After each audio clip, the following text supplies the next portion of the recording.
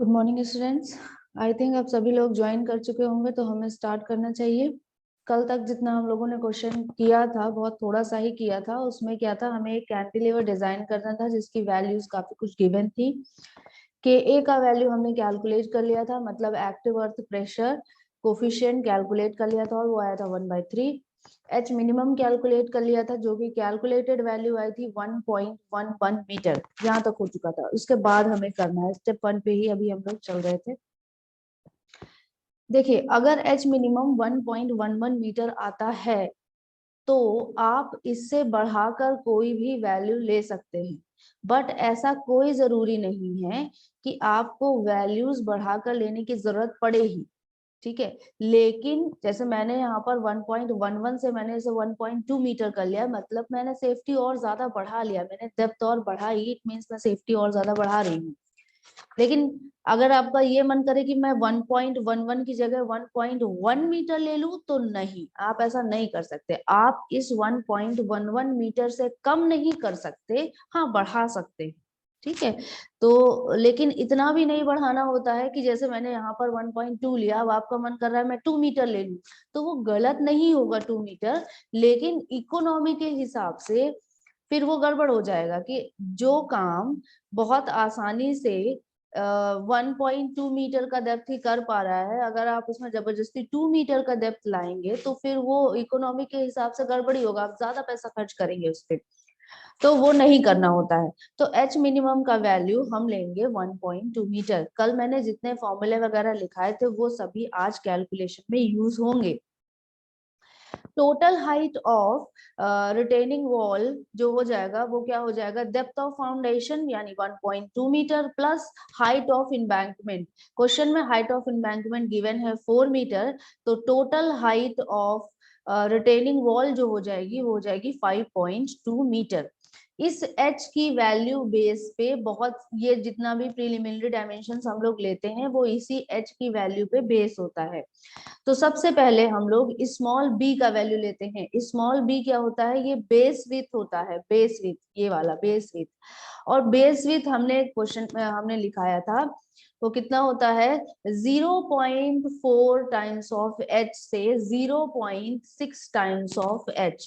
तो देख लेते हैं कितना हो जाएगा, b इक्वल टू हो जाएगा 0.4 टाइम्स ऑफ h, मतलब कि कैलकुलेटर उठाइए 0.4 मल्टीप्लाइड बाई h, मतलब कि 5.2 तो वैल्यू आ जाएगी क्या 2.08। 0.4 टाइम्स ऑफ h, हाँ वैल्यू हो जाएगी क्या 2.08 मीटर से लेकर दूसरी वैल्यू क्या थी 0.6 टाइम्स ऑफ h, मतलब 0.6 मल्टीप्लाइड बाई h मतलब 5.2, 3.12। इस रेंज में से कोई भी वैल्यू आप ले सकते हैं, आप फ्री हैं 2.08 से 3.12 मीटर हाइट तक कोई भी वैल्यू लेने के लिए। तो मैं यहाँ पर ले रही हूँ b इक्वल टू 2.8 मीटर।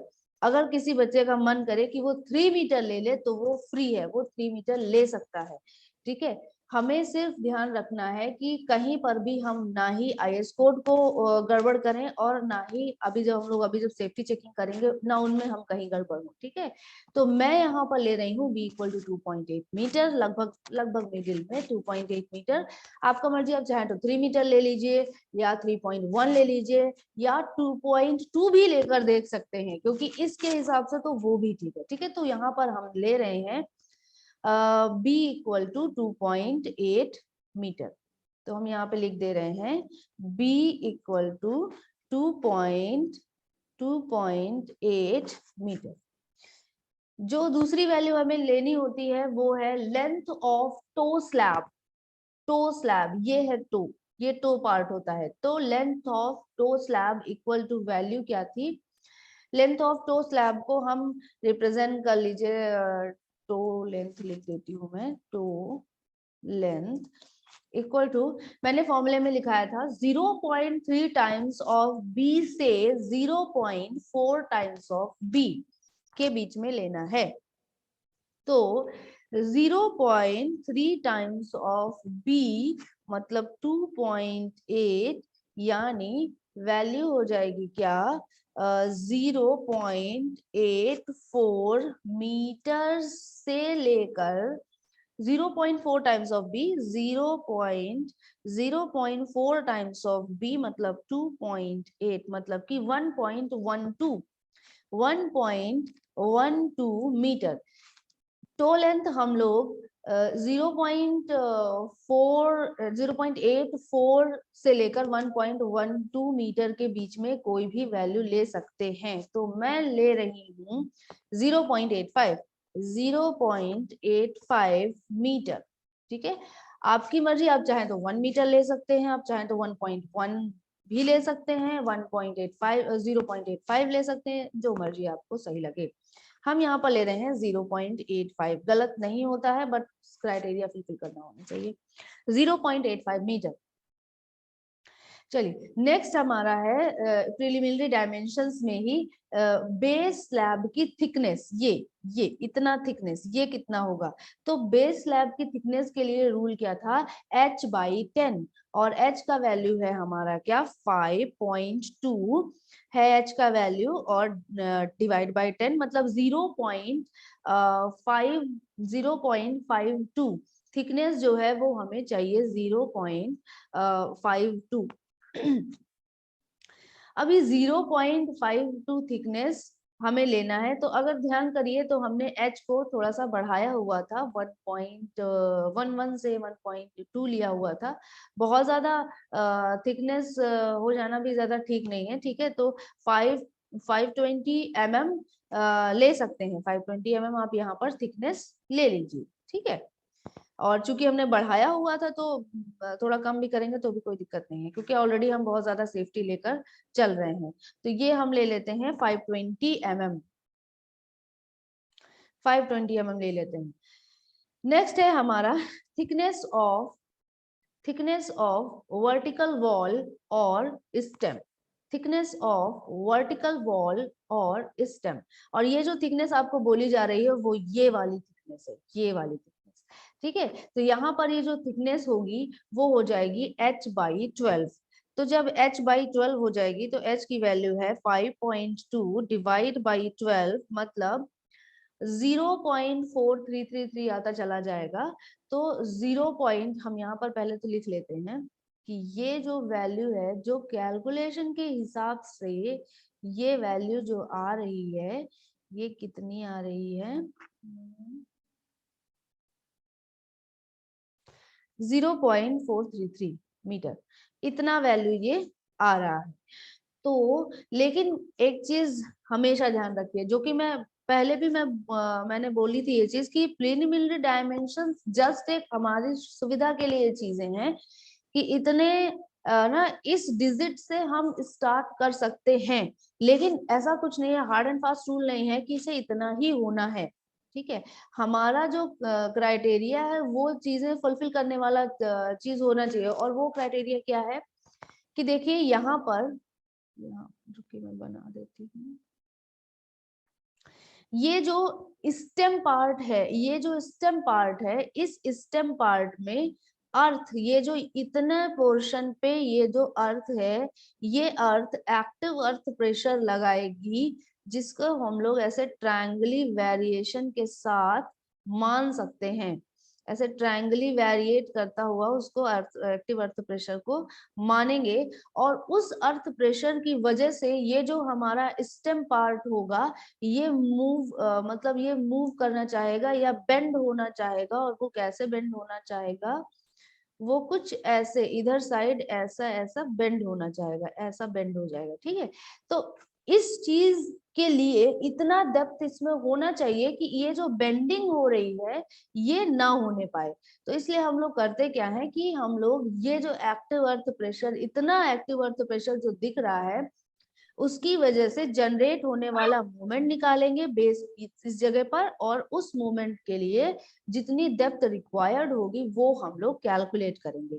ठीक है, तो ध्यान देने वाली बात यह है कि ये देखिए जो मैंने डेप्थ ली है, इस ट्रायंगल का जो डेप्थ है वो स्टेम के डेप्थ के बराबर है, ना कि total capital H.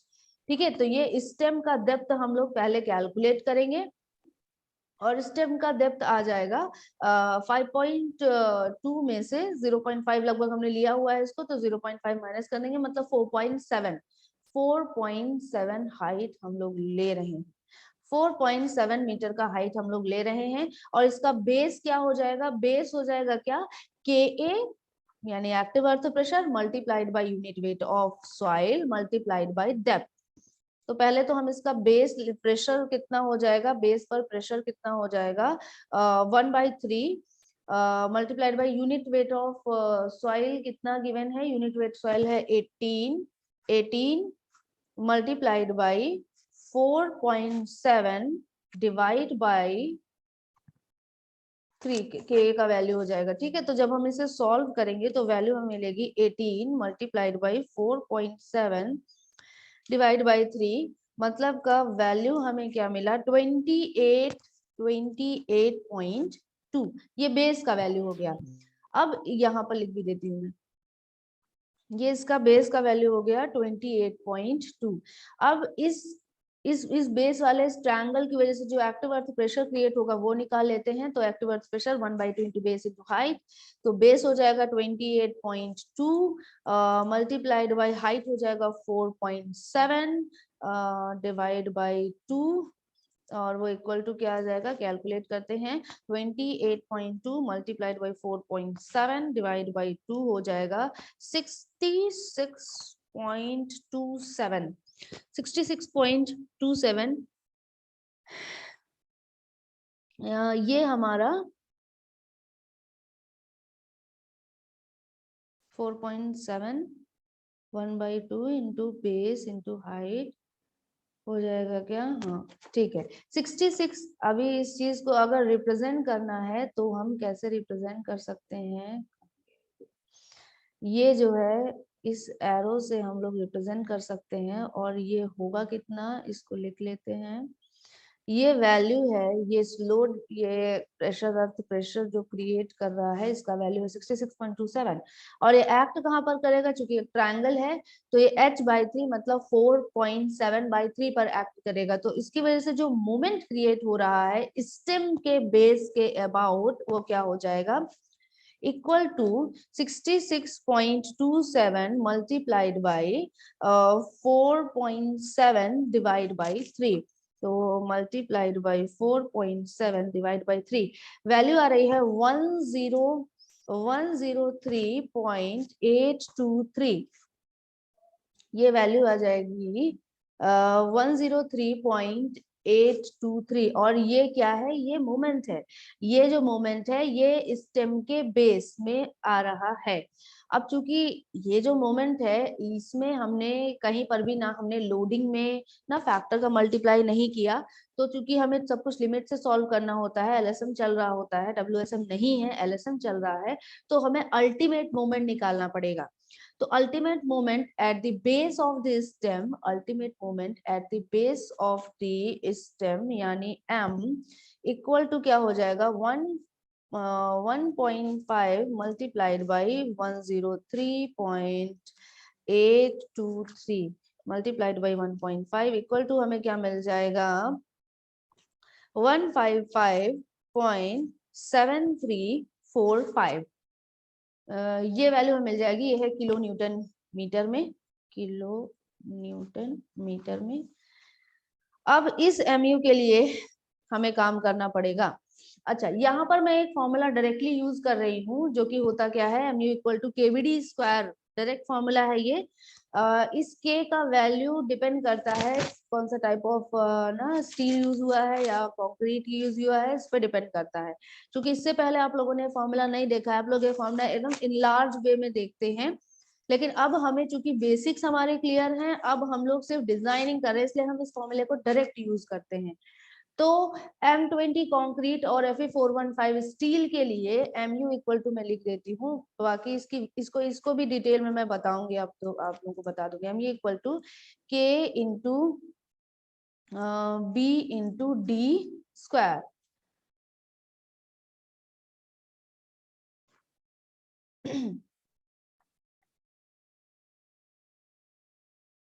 mu equal to KBD square, और K का वैल्यू जो होगा वो टाइप ऑफ कंक्रीट और स्टील पे डिपेंड करता है। अभी के लिए जो हमारा M20 कंक्रीट और Fe415 स्टील है, इसके लिए K का वैल्यू हो जाएगा 2.776, और ये वैल्यू अगर आप याद कर लेते हैं ना कई सेट के लिए, तो ये आपके लिए बहुत बेनिफिशियल होगा। अदरवाइज इसका ये ना इनलार्ज वाला फॉर्मूला आपको आता ही है, वैल्यूज रखिए और फाइंड आउट करते रहिए, उसमें बहुत ज्यादा टाइम वेस्ट होता है। ठीक है, तो K का वैल्यू हमें पता है, MU का वैल्यू हमें पता है, B का वैल्यू हम लोग 1 मीटर के लिए ना फाइंड आउट करते हैं। 1 मीटर के लिए फाइंड आउट करेंगे तो D का वैल्यू हमें फाइंड आउट करना है। तो 1 मीटर के लिए मतलब 1000 mm के लिए रखना है, और 1000 mm के लिए रखना है इसको, किलो न्यूटन मीटर से आपने करेस्पॉन्डिंग mm में चेंज कर लीजिए, और इस फॉर्मूले में रखकर K का वैल्यू 2.76 है, तो D का वैल्यू फाइंड आउट करेंगे। सभी वैल्यूज हमें पता है, और D का वैल्यू जो सॉल्व करने पर आएगा वो आ रहा है 238 mm, 238 mm। ठीक है, ये डेप्थ आ रही है, और इतना डेप्थ अवेलेबल होना चाहिए। एक चीज ये इफेक्टिव डेप्थ आती है, इफेक्टिव डेप्थ है स्मॉल d है, और नोट कर लीजिए इस चीज को कि effective cover for stem part, effective cover, effective cover for stem equal to 60 mm, इतना हम लोग मिनिमम लेते हैं। ठीक है, तो इसके लिए अवेलेबल डेप्थ जो हो जाएगी, अवेलेबल डेप्थ जो हमारे लिए हो जाएगी वो क्या हो जाएगी, 238 प्लस 60, और इसको सॉल्व करने पर आ कितना रहा है, 238 प्लस 60 आ रहा है 2 इक्वल टू 298 mm, 298 mm। या मतलब जो मोमेंट क्रिएट हो रहा है उस मोमेंट को बियर करने के लिए जो मिनिमम अवेलेबल डेप्थ होनी चाहिए वो होनी चाहिए 298 mm।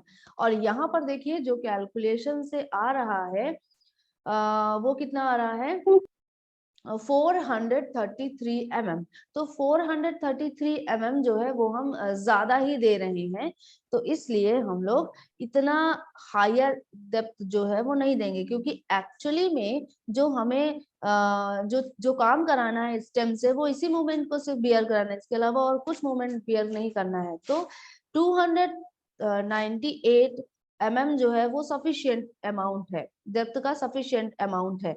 तो आपका मर्जी, आप इससे थोड़ा बढ़ा कर ले सकते हैं, आप चाहें तो 300 mm ले लीजिए, आप बहुत ज्यादा सेफ्टी रखना चाहते हैं आप 350 ले लीजिए, लेकिन कोशिश करिए कि ये 433 mm से ज्यादा ना होने पाए। तो हम यहाँ पर जो टोटल डेप्थ जो हम लोग लेंगे, टोटल डेप्थ जो हम लोग लेंगे वो लेंगे कितना, total depth equal to 350 mm लेंगे। जरूरी नहीं है, आप चाहे तो ना उतना ही ले सकते हैं, आप 300 से सॉल्व कर सकते हैं, इसमें कोई दिक्कत नहीं है, बशर्ते लास्ट में कहीं फेल नहीं होना चाहिए उसे। तो हम लोग थोड़ा सेफ्टी बढ़ाते हुए हम 350 mm तक डेप्थ ले रहे हैं। तो यहाँ पर जो डेप्थ आएगा वो हम लोग अब ले रहे हैं 350 mm, 350 mm हम लोग ले रहे हैं। ठीक है, तो अब हमें ये भी पता है ये 350 mm है, ये भी पता है ये 850 mm है, और इससे हम लोग 2800 mm में से इसको माइनस करके हम लोग हील का भी डिस्टेंस जो है वो निकाल सकते हैं। अब लगभग सभी डायमेंशंस जो हैं वो हमने निकाल ली हैं। अब हमें क्या करना है, अब हमें सिर्फ कैलकुलेशन करना है। ठीक है, और लेकिन डिजाइनिंग से पहले हमें क्या करना होता है, हमें चेक करना पड़ता है, स्टेबिलिटी कैलकुलेशन करना पड़ता है पूरी तरह से। तो स्टेबिलिटी कैलकुलेशन के लिए एक टेबल बनानी होगी हम लोगों को, एक टेबल बना लेनी होती है जिसमें हमें ना सारी चीजें लिखनी होती हैं, कौन कौन से फोर्सेस हैं, उनका मैग्नीट्यूड कौन सा है। तो 4 कॉलम बना लीजिए, फर्स्ट में लिखिए टाइप ऑफ फोर्स, सेकंड में लिखिए मैग्नीट्यूड ऑफ फोर्स, थर्ड में लिखिए position of force from end, ये इसके अबाउट रोटेट होता है ना, तो इसके अबाउट ये end O, position of force from toe end O, and then next column में लिखिए bending moment at toe in O. ठीक, तो सबसे पहला फोर्स, अब देखिए अब बहुत सारे जो है ना फोर्सेस अवेलेबल हैं। अभी कल भी मैंने ये चीज बताई कि कौन कौन सा फोर्स ओवरटर्निंग क्रिएट करता है, कौन सा रेजिस्टिंग क्रिएट करता है, ये सब कुछ आपको पता होना चाहिए। फिर से एक बार बता देते हैं, ये जो स्टेम का जो वेट है ये हमारा रेजिस्टिंग फोर्स है, ये पूरी बेस स्लैब ये हमारी रेजिस्टिंग फोर्स है, ये इतना पार्ट, इतना सॉइल जो इसकी बाउंड्री के अंदर आ जाता है, ये है हमारा रेजिस्टिंग फोर्स क्रिएट करता है। इसका वेट जो है सब डाउनवर्ड फोर्सेस हैं और रेजिस्टिंग फोर्स क्रिएट करता है। जो स्टेम पार्ट है वो चूंकि एक ट्रेपेजॉइडल फॉर्म में हमने लिया हुआ है, इसलिए ये रेक्टेंगुलर पार्ट और ये ट्रायंगल पार्ट दोनों मिलकर इसका वेट जो है वो क्रिएट करेंगे। एक और चीज है जो हमें यहाँ पर ध्यान देनी है कि ये जो डिस्टेंस है वो 150 mm से हम लोग स्टार्ट करते हैं, और बेस का तो हमने अभी 350 mm कैलकुलेट किया, तो ऊपर 150 रहेगा, नीचे 350 रहेगा, तो ये ट्रायंगल का ये वाला पार्ट हम लोग कैलकुलेट कर सकते हैं। तो लगभग सभी डायमेंशंस जो हैं वो हमें मिल चुकी हैं। और ये जो चार फोर्सेस मैंने बताया, स्टेम पार्ट, बेस पार्ट और ये इसके अंदर जो सॉइल है, ये हमारा सभी क्या क्रिएट करता है, रीस्टोरिंग फोर्सेस हैं, रेजिस्टिंग फोर्सेस हैं, और इनकी वजह से जो मोमेंट क्रिएट होगा वो भी रेजिस्टिंग मोमेंट कहलाएगा या रीस्टोरिंग मोमेंट कहलाएगा। ये हमारे पॉजिटिव इफेक्ट क्रिएट करते हैं, ये जितना ज्यादा होगा ये हमारी स्टेबिलिटी को बढ़ाते हैं ये फोर्सेस। अब बात करते हैं ओवरटर्निंग फोर्सेस की। तो ये जो एक्टिव अर्थ प्रेशर आपको दिखेगा ना, ये पूरी हाइट की वजह से, अब हम लोग कैपिटल एच की बात बोल रहे हैं, ये पूरी हाइट की वजह से जो एक्टिव अर्थ प्रेशर क्रिएट होगा वो ओवरटर्निंग इफेक्ट क्रिएट करेगा। ये इसकी वजह से जो मोमेंट आएगा ना वो इसको ओवरटर्न करने की कोशिश करेगा, ओवरटर्न करने की कोशिश करेगा। ठीक है, तो अब हमें क्या करना है कि हमें ये सारे मूवमेंट वगैरह ये सब कुछ क्रिएट करने हैं। तो सबसे पहले हम लोग ओवरटर्निंग फोर्स कैलकुलेट करते हैं, और ओवरटर्निंग फोर्स के लिए हमें क्या चाहिए होगा, हमें ये एक ट्रायंगल बना लेते हैं जल्दी से। ये एक्टिव अर्थ प्रेशर है जिसका डायरेक्शन, अरे ये जो कि ना कैपिटल H/3 हाइट पर एक्ट करेगा, और इसका जो बेस है जरा उसको कैलकुलेट करते हैं। तो ये क्या हो जाएगा, KA into unit weight of soil into height, height है टोटल हमारा 5.2, तो KA का वैल्यू है 1/3, 1/3 multiplied by unit weight of soil कितना गिवन है, 18 गिवन है, यानी 1/3 मल्टीप्लाइड बाई 18 मल्टीप्लाइड बाई 5.2, मतलब 18 मल्टीप्लाइड बाई 5.2 डिवाइड बाई 3, ये वैल्यू आ जाएगा 31 पॉइंट, इसको मैं लिख देती हूँ 31.2,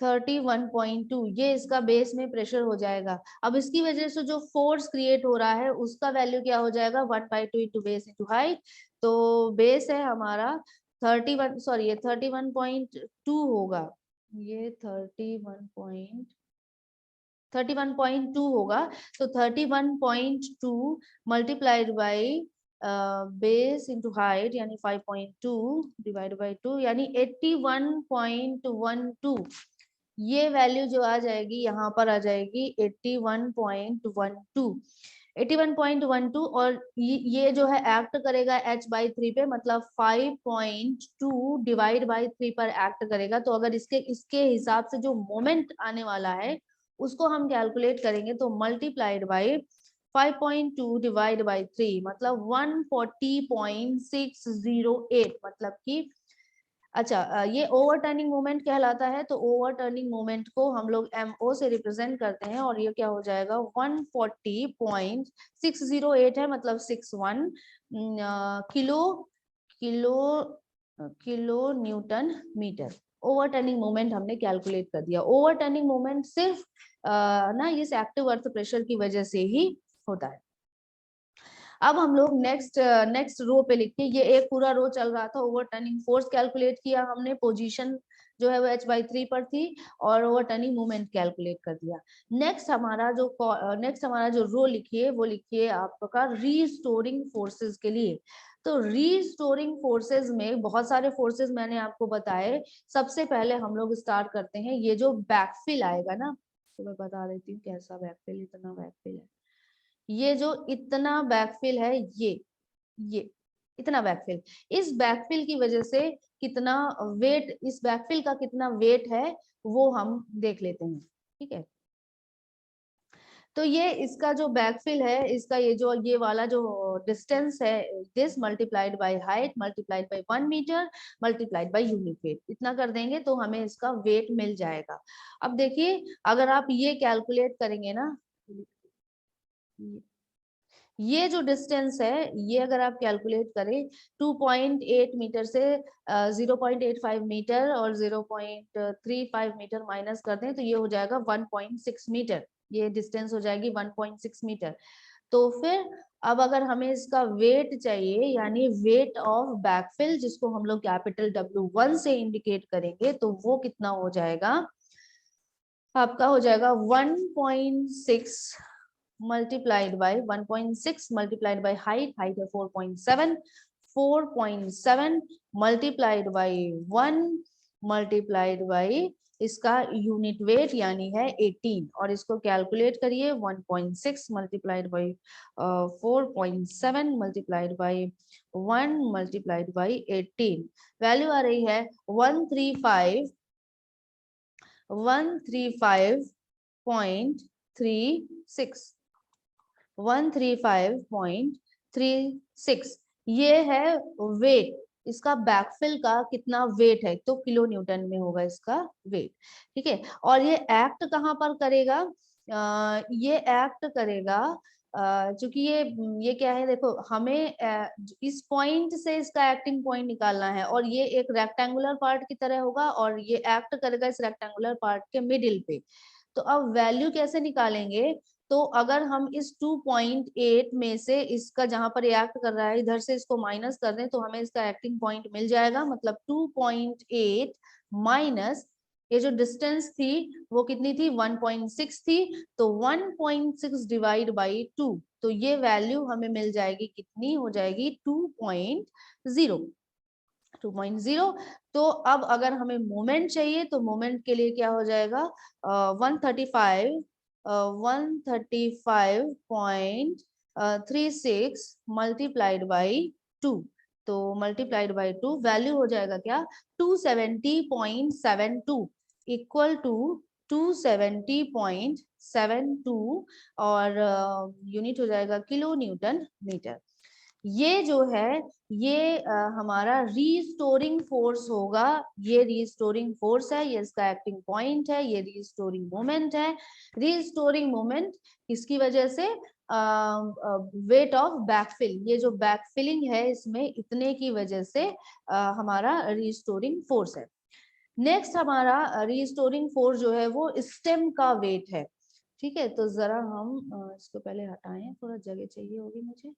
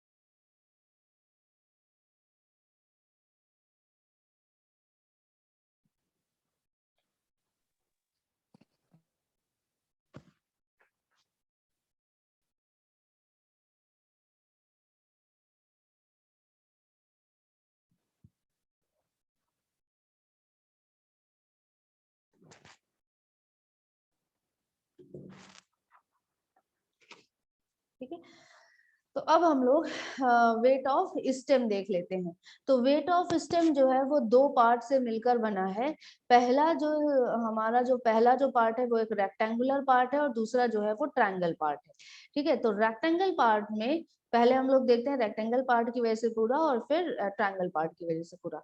तो रेक्टेंगल पार्ट का जो वेट हो जाएगा वो क्या होगा, इक्वल टू ये जो डिस्टेंस है, ये वाली जो डिस्टेंस है, ये डिस्टेंस मल्टीप्लाइड बाई ये height multiplied by 1 multiplied by 25, क्योंकि ये आरसीसी है, ठीक है।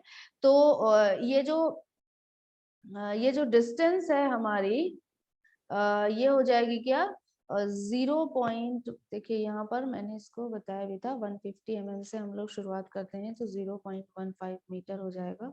तो यहाँ पर हो जाएगा क्या, 0.15 मल्टीप्लाइड बाई ये हाइट, और ये हाइट कितनी है, 4.7 है, 4.7 मल्टीप्लाइड बाई 1 मल्टीप्लाइड बाई 25, और ये वैल्यू कितनी आएगी, ये वैल्यू आएगी क्या, 17.625 किलो न्यूटन, किलो न्यूटन, ठीक है। ये इस रेक्टेंगुलर पार्ट की वजह से इसका वेट है, और ये एक्ट कहाँ पर करेगा, ये इसके सेंटर पर एक्ट करेगा, इसके सेंटर पर एक्ट करेगा, मतलब कि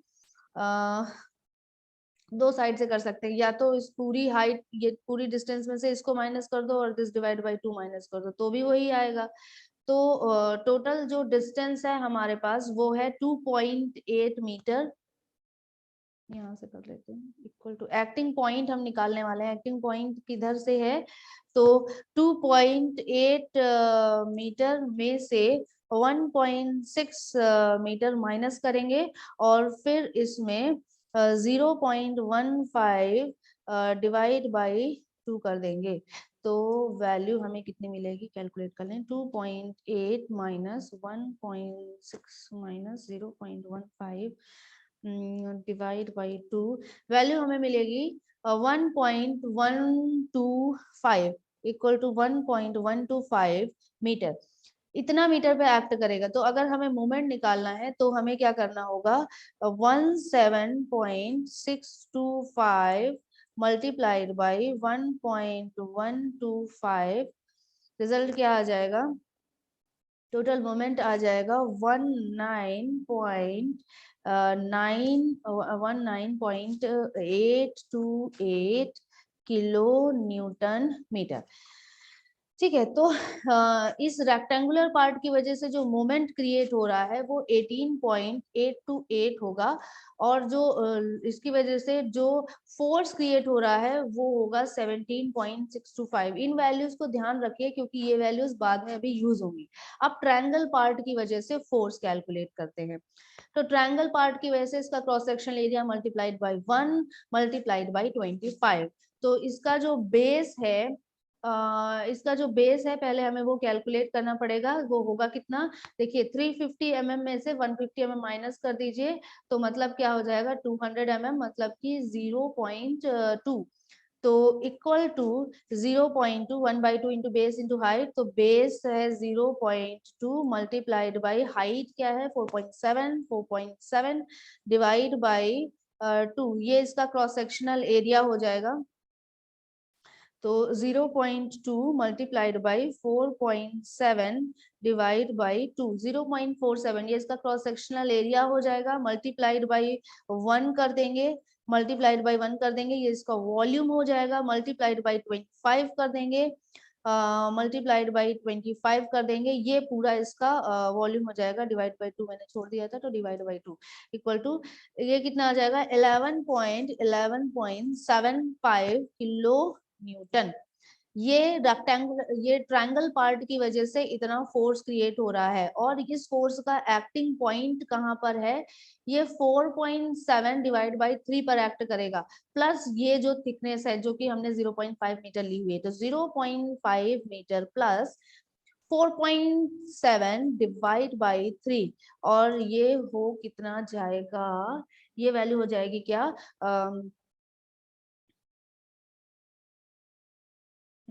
सही है, इसको हम लोग कैलकुलेट कर लेते हैं, 4.7 डिवाइड बाई 3 प्लस 0.5, वैल्यू हो जाएगी क्या, 2.1/3 पर एक्ट करेगा, हाँ सही है।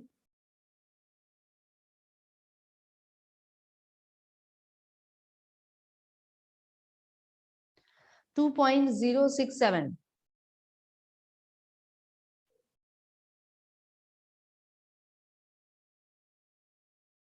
वैल्यू जो आएगी वो होगी 2.067। 2.067। इसकी वजह से जो मोमेंट आएगा वो इन दोनों का मल्टीप्लिकेशन कर दीजिएगा, मोमेंट आपको मिल जाएगा। नेक्स्ट जो हमें देखना है वो इस बेस स्लैब की वजह से देखना है। इस बेस स्लैब की वजह से जो वेट हो जाएगा वो हम लोग कैलकुलेट कर लेते हैं। बेस स्लैब की वजह से जो वेट होगा वो होगा कितना, 2.8 इसका थिकनेस है, 2.8 मल्टीप्लाइड बाई 0.5 इसका थिकनेस है, मल्टीप्लाइड बाई 1 मल्टीप्लाइड बाई 25, और ये वो कितना जाएगा, 35 किलो न्यूटन हो जाएगा। इसका एक्टिंग पॉइंट क्या है, इसका एक्टिंग पॉइंट होगा 2.8 मल्टीप्लाइड बाई 2.8 डिवाइड बाई 2 पे एक्ट करेगा, 2.8 डिवाइड बाई 2 पे एक्ट करेगा, मतलब कि 1.4 पे एक्ट करेगा। आप दोनों को मल्टीप्लाई कर देंगे तो ये क्या हो जाएगा, equal to 35 multiplied by 1.4 equal to, ये वैल्यू हमें मिलेगा 49। एक चीज और है जो यहाँ पर देखिए, ये गड़बड़ किया मैंने, इसको सही करिए। इसका एक्टिंग पॉइंट ये नहीं होगा, ये देखिए